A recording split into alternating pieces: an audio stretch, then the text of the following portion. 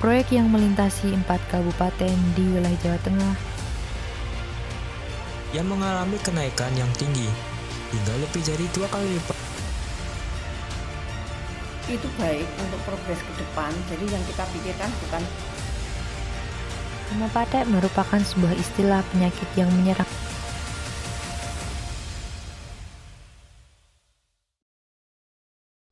Halo, selamat pagi pemirsa. Kami hadir kembali dalam acara Jejak Berita.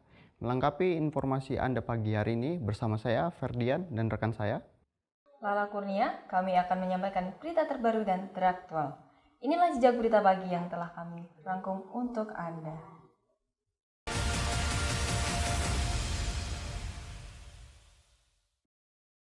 Permisa, pembangunan jalan tol Yogyakarta-Bawen sudah mulai direalisasikan pemerintahan sejak Februari lalu. pematokan lahan yang menggusur pemukiman warga nampaknya masih menuai berbagai respon dari masyarakat sekitar. Pemerintah Provinsi Jawa Tengah telah resmi menetapkan penjalanan proyek pembangunan jalan tol Yogyakarta-Bawen sejauh 75,82 km. Proyek yang melintasi 4 kabupaten di wilayah Jawa Tengah, juga beberapa wilayah di Yogyakarta ini, telah sampai pada tahap pengadaan tanah. Hal ini mengharuskan dilakukannya penggusuran pemukiman lahan warga, salah satunya di Desa Margokaton, Sleman, Yogyakarta. Terdapat berbagai respon masyarakat sekitar wilayah Desa Margokaton, yang tergusur maupun yang tidak ikut tergusur, terkait pembangunan jalan tol di wilayah lingkungan tempat tinggal mereka ini. Pada awalnya, apakah Ibu setuju atau tidak dengan adanya pembangunan jalan tol yang menggusur lahan Ibu? Itu kita harus setuju karena itu proyek pemerintah yang tidak bisa kita lawan. Karena proyek itu kan untuk kebutuhan orang banyak, untuk memperlancar proses distribusi barang, mungkin bisa lancar kan dengan tol untuk efisiensi secara ekonomis. Ya. Itu baik untuk progres ke depan, jadi yang kita pikirkan bukan kita saat ini, tapi nanti anak cucu kita selanjutnya, mungkin 5 tahun, 10 tahun ke depan, dengan transportasi yang semakin lancar kan pembangunan juga semakin lancar dan berkembang. Sewa dari penduduk setempat, Mbak, untuk batching plan, Mbak, untuk produksi beton. Kesulitannya sampai hari ini pembebasan lahan belum bisa semuanya clear. Itu yang pertama. Yang kedua ya kita terkendala alam, Mbak. Jadi masih sering hujan sehingga pembangunan terkendala. Meski menuai berbagai respon masyarakat terkait proyek ini akan terus dilanjutkan hingga nantinya ditargetkan selesai pada tahun 2025. Anis Nur Khalifah melaporkan dari Yogyakarta. Pemirsa, pemerintah mengeluarkan kebijakan baru terkait pembelian bahan bakar solar dan pertalite di SPBU dengan menggunakan aplikasi My Pertamina. Karena kebijakan tersebut menuai berbagai respon dari masyarakat sekitar.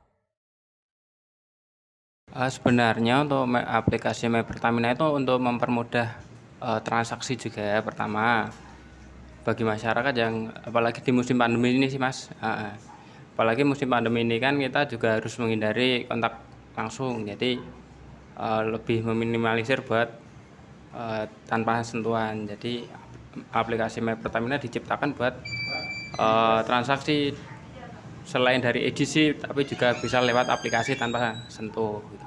Kenapa harus mendaftarkan kendaraan untuk BBM bersubsidi?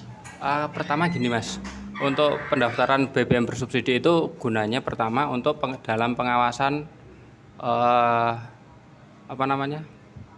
subsidi itu tepat sasaran. Nah, kedua untuk memantau apakah benar, untuk yang kedua itu untuk menghindari BBM yang bersubsidi itu dijual kembali oleh oknum gitu. Bagaimana dengan aspek keamanan di SPBU? Di SPBU kan ada logo nih, larangan penggunaan HP. Apakah aspek keamanan sudah dipastikan untuk menggunakan My Pertamina atau barcode di SPBU? Kalau untuk aspek keamanan sudah. Kalau selama untuk sebagai transaksi itu kan cuma satu arah. Itu jadi nggak ada timbal baliknya. Tapi kalau untuk bermain HP, untuk katakanlah game atau TikTokan atau apa, itu bisa menyebabkan kebakaran juga, konsleting juga gitu. Kebijakan pembelian menggunakan aplikasi juga dimulai diterapkan pada pembelian minyak goreng dengan aplikasi Peduli Lindungi. Kebijakan sudah dalam proses uji coba dan sudah mulai dijalankan di beberapa daerah. Rencana kebijakan baru dari pemerintah terkait pembelian minyak goreng melalui aplikasi Peduli Lindungi yang merupakan aplikasi untuk memantau dan mencegah penyebaran virus COVID-19 pada masa pandemi. Rencana ini ditunjukkan agar dapat memantau jalur pembelian minyak goreng untuk mencegah terjadinya kelangkaan minyak goreng kembali. Namun, cara ini di mata masyarakat juga dirasa terlalu mempersulit keadaan. Tentang pembelian minyak goreng harus menggunakan aplikasi Peduli Lindungi. Kurang apa ya? Kurang tepat sih. Soalnya kan kalau misalkan pedagang yang udah tua yang nggak tahu sosial media, kurang tahu sosial media, jadi itu kurang update gitu ya? Update gitu. Sedangkan yang masih muda kayak saya, suami saya gitu kan masih bisa, oh ini caranya gini-gini. Saya kan orang lebih tua kan nggak mau ribet, mungkin kalau mereka punya anak yang lebih muda, kalau enggak kan nggak bisa dipakai kan cuma kasihan gitu loh. Ya setuju, nggak setuju sih, mungkin lebih ke apa ya, kalau memang mau diterapkan mungkin untuk lebih mengedukasi untuk yang orang yang lebih tua, terus juga ya mungkin dibantu untuk pendaftaran apa gitu. Jadi mereka itu nggak kesulitan untuk yang memang subjek itu masalah HP, masalah aplikasi itu ya mungkin bisa untuk membantu. Kevin Ashari melaporkan dari Yogyakarta.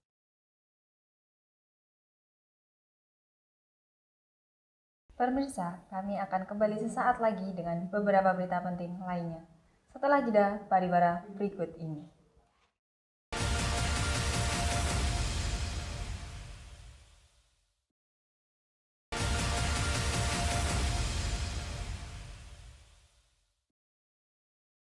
Pemirsa, Hari Raya Kurban menjadi momen yang ditunggu-tunggu para penjual hewan kurban. Dari mulai peternakan besar hingga kecil, ramai didatangi pembeli. Omset penjualan hewan kurban terbilang lumayan, walaupun hanya dapat dilakukan dalam setahun sekali. Ya, selamat siang pemirsa. Saya sekarang sedang berada di Gempol, Kecamatan Condong Catur, Sleman, Yogyakarta. Ini ada di salah satu tempat penjual kambing kurban milik Pak Tomo. Selamat siang Pak Tomo. Ya, selamat siang. Gimana? Saya mau bertanya Pak, udah berapa lama sih Pak Tomo itu jualan kambing kurban gitu? Kalau saya udah lama dari tahun 2004, tapi tiap tahun cuman setiap 1 tahun 2 minggu saya jualan. Oh, musiman gitu ya Pak ya? Musiman ya.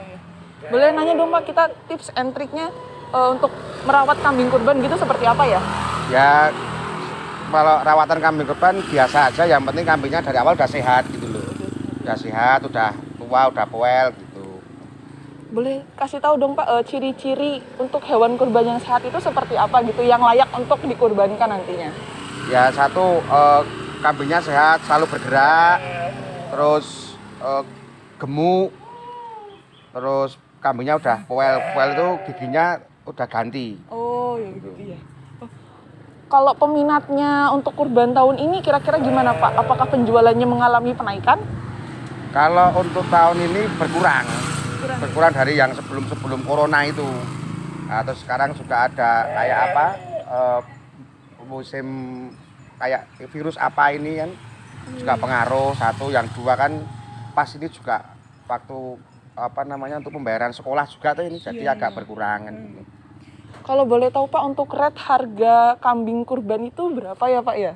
Oh, kambing kurban itu harganya kalau saya yang jual dari harga 2 juta sampai 6 juta. Oh, ada yang 2 juta, 3 juta, 4 juta, tergantung besar kecilnya kambing. Tergantung ukurannya Pak ya? Tergantung ukurannya kambing. Oke, terima kasih ya Pak Tomo. Baik, begitu tadi wawancara bersama Pak Tomo. Saya dari Gempol, Condong Catur, Sleman, Yogyakarta, Marcelia melaporkan. Harga bahan pokok lagi-lagi melonjak naik. Hal ini sangat berpengaruh kepada para pedagang ataupun pembeli. Belum lagi, kenaikan ini terjadi saat berdekatan dengan menjelangnya Hari Raya Idul Adha. Harga bahan baku makanan, terutama sayuran, kembali mengalami kenaikan. Terutama bahan pangan berjenis cabai yang mengalami kenaikan yang tinggi, hingga lebih dari 2 kali lipat harga sebelumnya. Di mana sebelumnya, harga cabai ada di kisaran 40 hingga 50 ribu per kilogram. Dan kini naik menjadi 90 hingga di atas 100 ribu per kilogram. Adapun penyebab kenaikan diantaranya dikarenakan kondisi cuaca yang tidak stabil yang menyebabkan gagalnya panen hingga penurunan stok barang. Ya benar naik. Ya tetap berpengaruh Mas. Soalnya nantinya kan itu misalnya kan gaji nggak naik ya. Gaji nggak naik itu untuk membeli barang itu harusnya kan setengah kilo nanti jadi 4 kilo.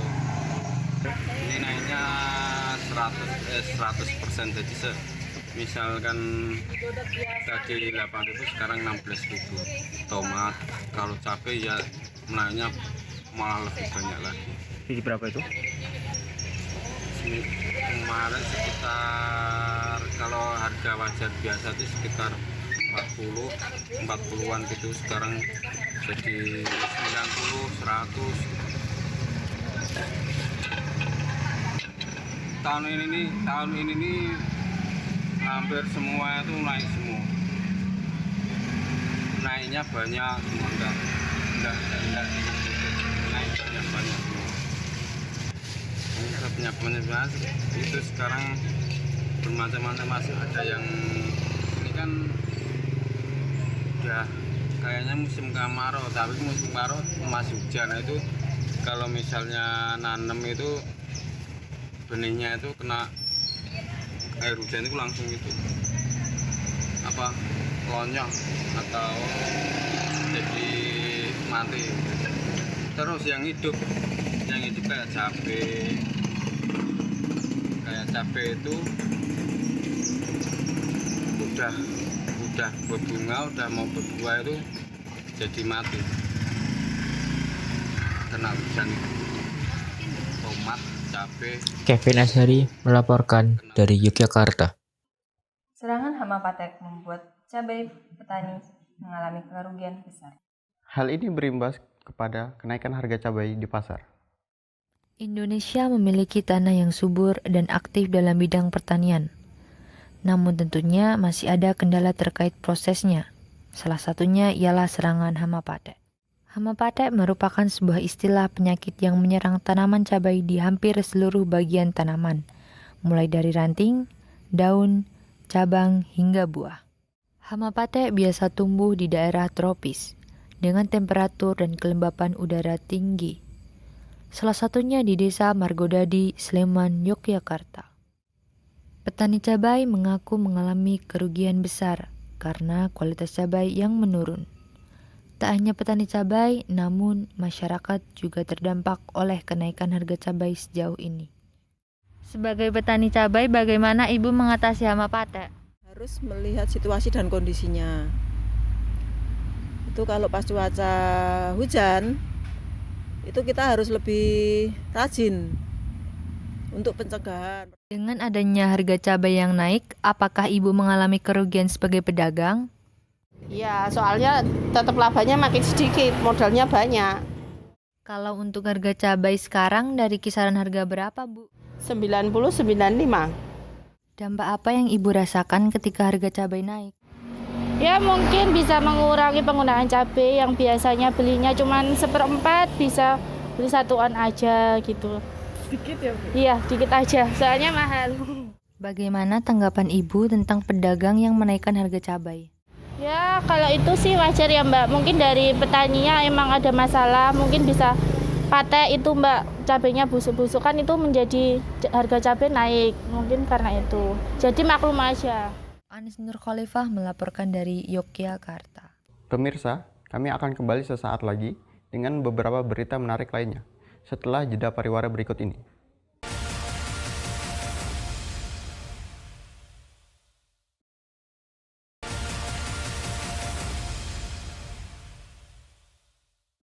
Merayakan Malam Takbiran 2022, puluhan warga di Desa Meragen, Kidul Sleman menggelar kembali adanya pawai obor di era new normal.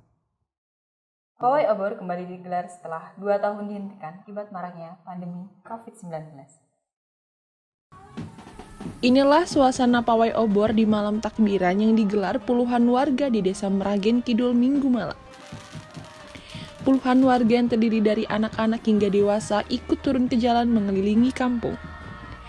Gema suara takbir yang dikumandangkan kembali oleh para puluhan warganya setelah 2 tahun tidak merayakan pawai obor karena adanya pandemi.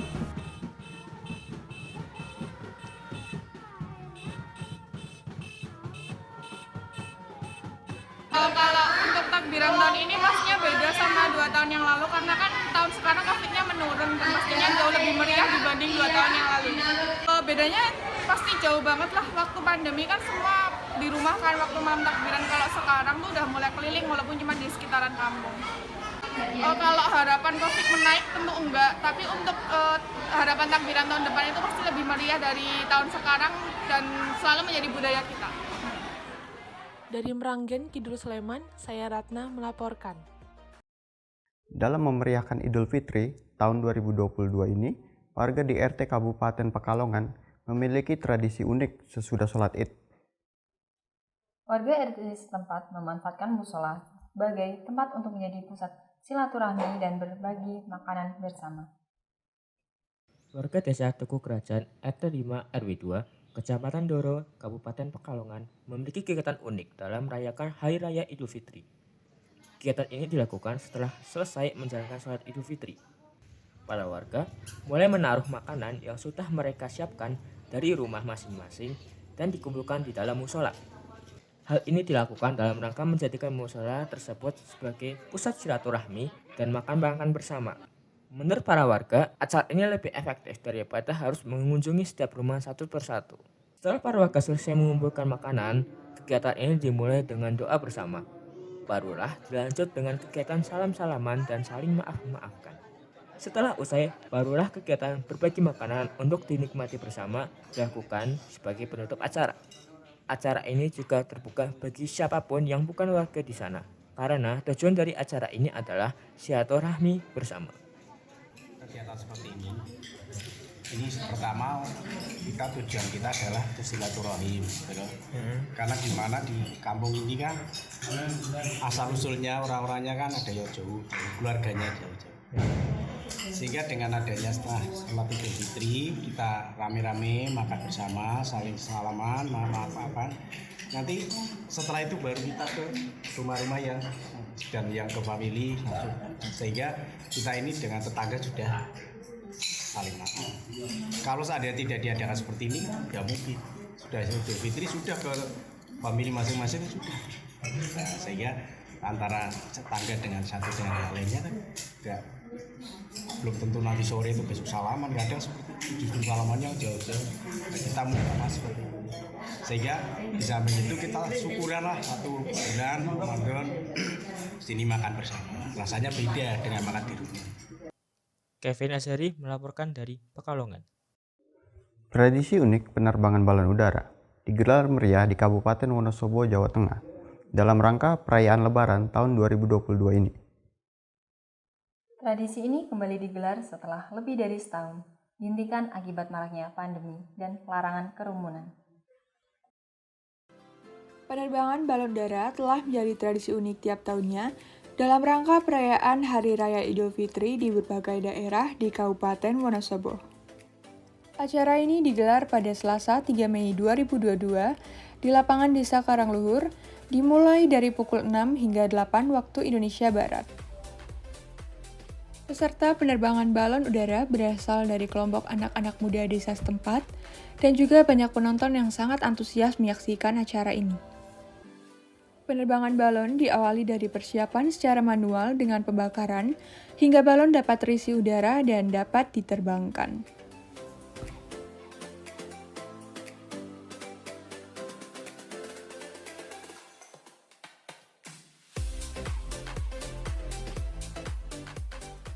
Uniknya, balon tidak dilepas bebas namun diikat dengan tali juga dengan ketinggian terbang yang telah ditentukan, sehingga tetap aman dan menaati peraturan. Pembuatan balon udara ini dimulai dari kapan ya? Dari Ramadan tanggal 3. Untuk ukuran sendiri, itu ukurannya berapa ya? Ukurannya 8x7. 8x7. Memakan biaya berapa ya Mas? Sekitar 350. Dan sumbernya dari mana? Iuran. Per orang. Ya. Filosofinya yang pertama adalah ini tradisi dari tinggalan nenek moyang kita. Jadi sampai sekarang itu masih dilestarikan. Cuman untuk di tahun-tahun ini itu bisa diatur dengan penerbangan balon ditambahkan, tidak dilepas. Karena kalau dilepas kan menyalahi aturan, juga tidak diperkenankan dari pihak mana.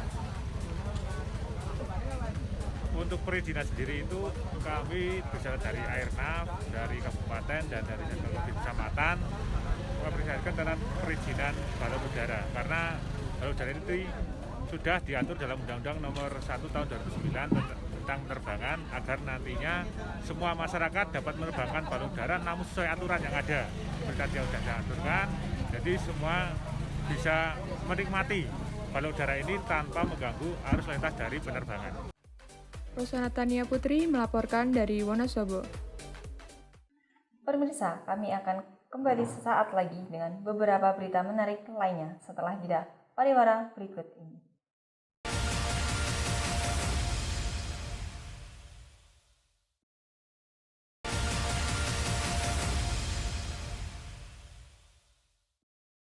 Pemirsa, partisipasi Sanggar Larasati turut memeriahkan perayaan ulang tahun Kelurahan Sinduadi yang ke-74. Sanggar ini mengambil peran dalam melestarikan budaya daerah dengan memperkenalkan kesenian pada anak-anak muda sebagai generasi penerus di masa depan. Indonesia adalah negara yang kaya akan sejuta budayanya, terutama seni tarian daerah.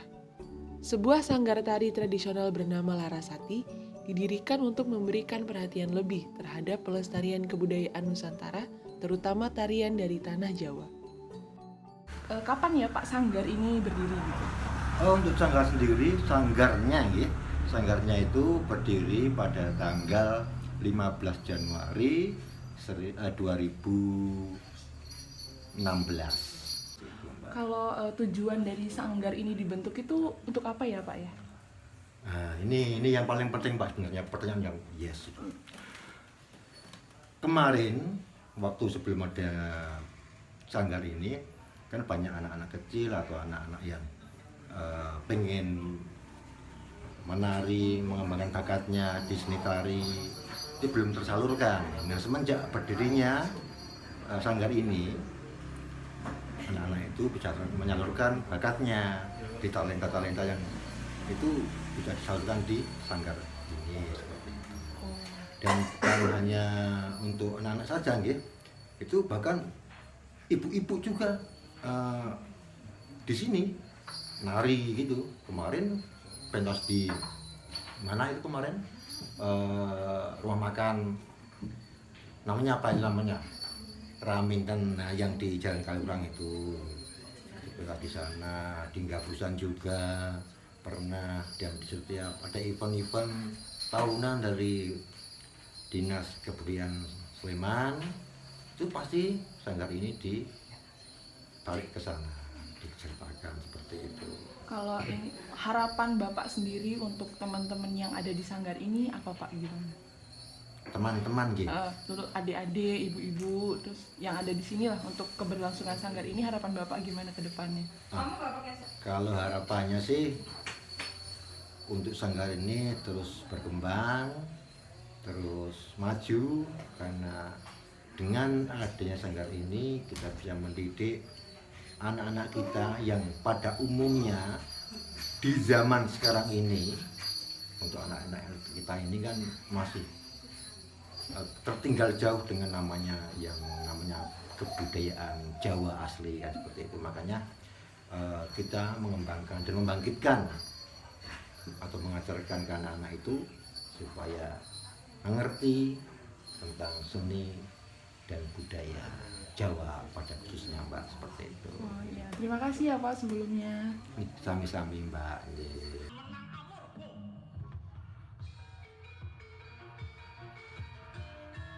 Dari Sinduadi, Melati Sleman, saya Marcelia melaporkan.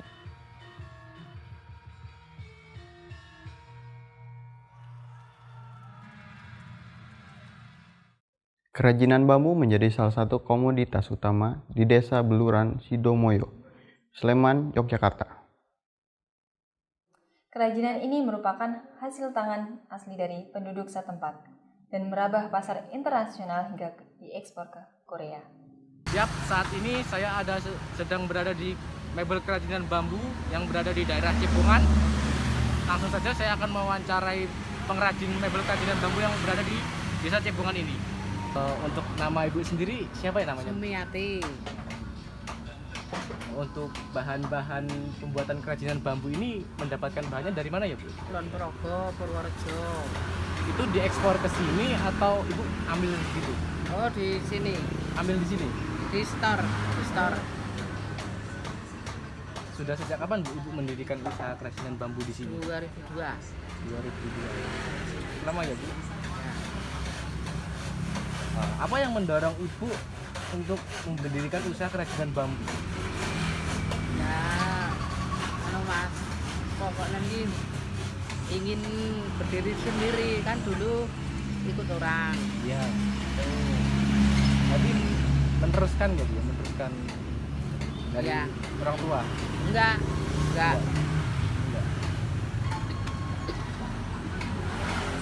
Kemudian untuk hasil penjualan bambu ini rata-rata dijual kemana Bu? Atau diekspor? Juga diekspor tengriki. Kalau diekspor tuh sampai mana aja Bu ekspornya? Manado, Korea. Untuk kemarin kan sempat terjadi COVID nih Bu, ya. 19. Nah, itu sempat mempengaruhi nggak penghasilan ibu per bulan? Mempengaruhi. Untuk biasanya sebelum kejadian COVID-19 sama sesudah itu penghasilannya kira-kira besar yang mana Bu? Ya besarnya sebelum COVID. Sebelum COVID. Biasanya per bulan dapat penghasilan berapa Bu? Jadi kira-kira ya 5 juta aja gitu. 5 juta per bulan ya Bu, ya cukup banyak ya Bu ya.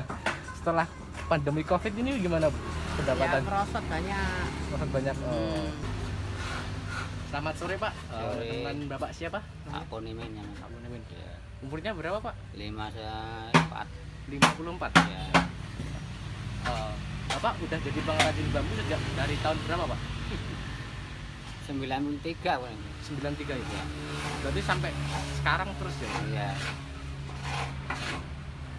Untuk pengrajin bambu yang Bapak bisa bikin itu apa aja sih Pak? Ya ada macam-macam, ada sudut, ada parasol, ada model porok gitu ya, terus makan. Untuk pengrajin bambu seperti yang lain-lain ini ada kesulitan nggak Pak dalam membuat pengrajin bambu? Nah membuatnya nggak kesulitan, pemasarannya agak macet sekarang. Terus bambu-bambu yang dihasilkan ini ada kriterianya nggak, seperti bambu yang sudah matang untuk dibikin sebagai kerajinan tuh ada ketentuannya nggak sih Pak? Ada, itu yang buatnya harus kering, dicuci dulu, jemur, langsung kering baru dibuat. Tuh. Ya, terima kasih Pak atas penjelasannya Bapak. Ya, sama-sama.